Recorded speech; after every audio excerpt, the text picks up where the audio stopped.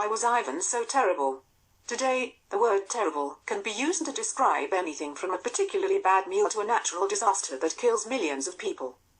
Back in the 16th century, when it was a nickname bestowed on the Russian marauder Ivan IV, it specifically meant awe-inspiring, powerful, and formidable. However, if we examine the reign of one of the most paranoid, bloodthirsty, and unpredictable men who has ever ruled the country, maybe the modern definition of extremely bad isn't so wide of the mark after all. So, what exactly made Ivan so terrible? The seeds of the dreadful human being Ivan would become were sown in his miserable childhood. His father, Vasily the Grand Prince of Moscow, died when Ivan was just 3 years old, and his mother passed away when he was 8. The young prince then became the object of power struggles between various members of the nobility, in particular, the powerful Shuisky and Belsky families. While the royal court descended into a dangerous chaos of murder and intrigue, Ivan and his deaf-mute brother Uri were treated no better than a couple of street urchins. There were times when Ivan and his sibling were left clothed in rags and on the verge of starvation. My brother Uri, of blessed memory, and me they brought up like vagrants and children of the poorest, Ivan wrote in a letter to his close friend Prince Andrei Kupsky. What have I suffered for want of garments and food? Being neglected and treated as a political football made Ivan mistrust the nobility. A mistrust would fester into blinding hatred as he grew older. When he became Tsar, his mistreatment would come back to bite the noble families of Ivan's realm in the most spectacular fashion. However, that was all in the future.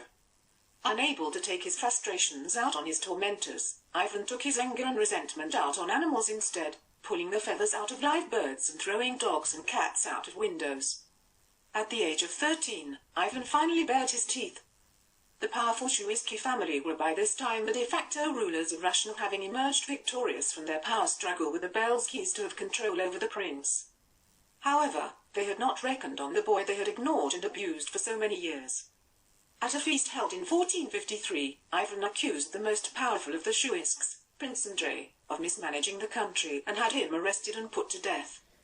Some say the unfortunate Andrei was torn apart by hungry hunting dogs, though a more credible story is that Andrei's jailers beat him to death. Full power was transferred to Ivan on his 16th birthday. 2 weeks later, he married his first wife, Anastasia. There was nothing particularly terrible about Ivan's early years on the throne. Indeed, it was a time of relative peace and progress. He introduced reforms that included an update of the penal code introduced by his grandfather, the establishment of a standing army, and the introduction of regional self-governance. Ivan also introduced the first printing presses into Russia and ordered the construction of the magnificent St. Basil's Cathedral following his conquest of the Tatar region of Kazan. There is a story that persists to this day that Ivan was so impressed with the finished cathedral that he had the architect blinded so he could never produce anything so beautiful again. There is no evidence that the blinding ever took place, but it's a testament to Ivan's reputation that many are still prepared to believe he was capable of such a vile and uncultured act. What tipped Ivan over the edge and turned him from a reasonable ruler into a full-blown tyrant were 2 events that both took place in 1558 and 1560. The first was the betrayal of his great friend Prince Kupsky. The nobleman defected to the Lithuanians during Ivan's ill-fated attempt to conquer the Baltic territory of Livonia in 1558. Kupsky took charge of the Lithuanian army and, alongside forces from Poland and Sweden, handed Russia a defeat that left Ivan beside himself with fury and more convinced than ever that his country's nobility was out to get him. The second event was the death of his beloved wife Anastasia in 1560. Ivan was certain that his wife had been poisoned by his enemies. While no evidence could be found of poison at the time, a 20th century examination of the Tsarina's bones uncovered unusually high levels of mercury, indicating that the paranoid young monarch might well have been right for once. Ivan's initial reaction to the death of his wife and the betrayal of his friend was to remove himself from Moscow to Alexandrov, a town located 120 kilometers northeast of the Russian capital. Here, he wrote 2 letters signaling his intention to abdicate. His council of noblemen and clergymen attempted to rule in his absence, but when this proved impossible, an envoy was sent to beg Ivan to change his mind. He did so, on the proviso that he be given the right to seize the lands of those who had betrayed him and execute anyone he suspected of treason. The desperate council and clergy agreed to Ivan's demands. It was to prove a costly mistake. Ivan returned to Moscow and set about separating the country into 2 administrative areas. One would be ruled by the nobility and the other, named the Oprichnina, would be governed by Ivan himself in any way he saw fit. This, it turned out, involved the torture and execution of the vast majority of his political rivals, and pretty much anyone else who got in his way. To police his new territory, Ivan created the Oprichniki. Dressed all in black, the Oprichniki were Ivan's personal bodyguard and enforcers who roamed the newly created territory doing the Tsar's bidding. The Oprichniki were given carte blanche to torture and murder anyone Ivan suspected of betrayal. A gang of paid thugs loathed and feared by everyone in the Oprichnina, the Oprichniki rode around with severed dogs' heads attached to their saddles to symbolize the sniffing out of traitors. It soon became a common sight in the towns and villages of the Oprichnina to see peasants, the middle classes and the highborn fleeing for their lives as word spread that the Oprichniki were in the area.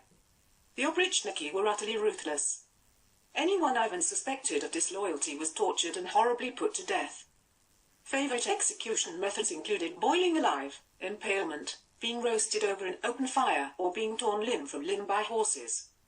To live in the territory ruled over by Ivan and the Oprichniki was to live in a permanent state of fear, as was amply demonstrated by the terrible fate that fell on Novgorod, Russia's second largest city and Moscow's most powerful rival. Convinced that the city's leaders, clergy and most prominent citizens were conspiring against him, Ivan ordered an assault on the city in 1570. Priests and monks were rounded up and beaten to death, while their churches and monasteries were ransacked. Prominent merchants, officials and noblemen were tortured and executed. Many were roasted alive on specially constructed frying pans. As these poor unfortunates suffered slow and agonizing deaths, their wives and children fared no better. They were rounded up, tied up and thrown in the river Volkhov.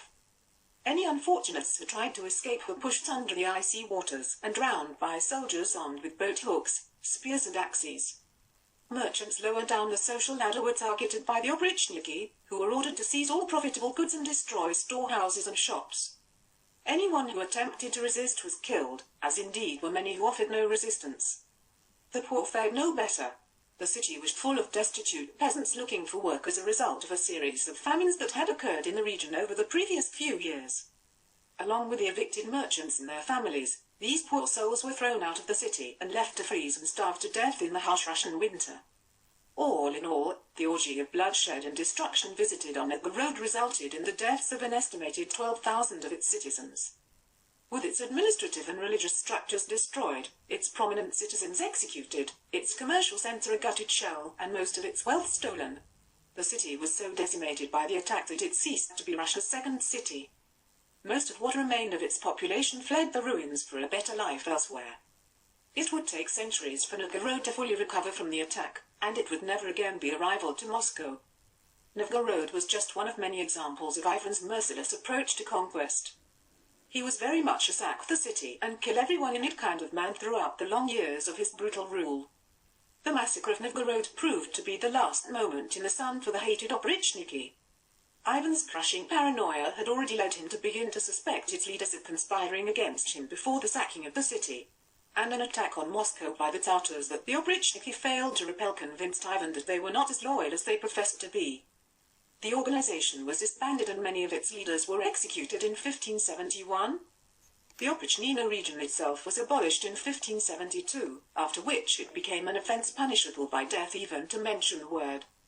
Ivan's constant warmongering, brutalizing of his own population, attacks on the clergy, nobility and middle classes, torturing and executing of anyone he felt was against him and raiding of the nation's wealth eventually brought the Russian economy to its knees.